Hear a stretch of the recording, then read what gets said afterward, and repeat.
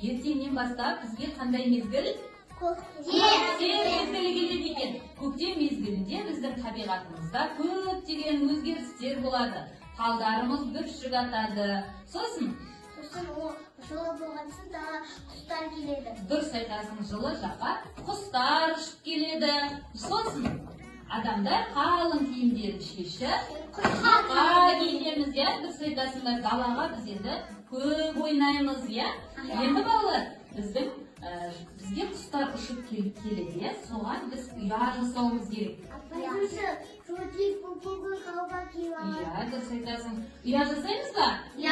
Біз ендеше алдымыздағы әртүрлі пішіндерді желімдеу арқылы құстарға ұя жапсырамыз. Дайынбыз ба?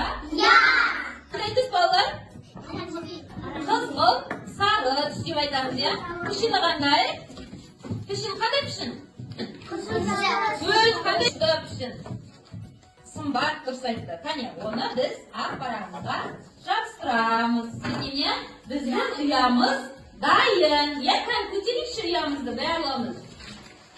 Енді біз балалар бұны қалға апарып жабыстырамыз.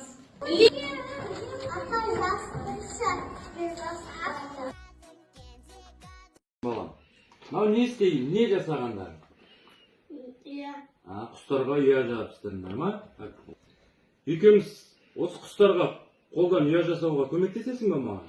Құрал саймандарымыз керек, е? Жел екеуміз бар, құрал саймандарымызды алып келейік, е?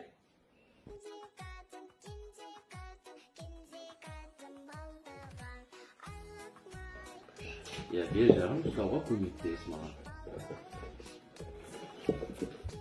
Бекітеміз.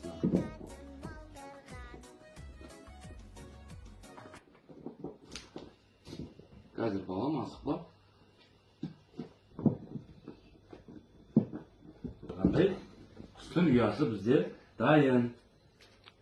Енді мынау құс ұясының есігінің алдына қонақтайтын таяқшасы қолдан істедік.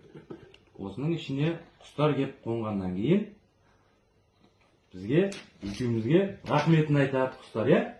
Жүр енді екеуміз осы құстың ұясын қалға барып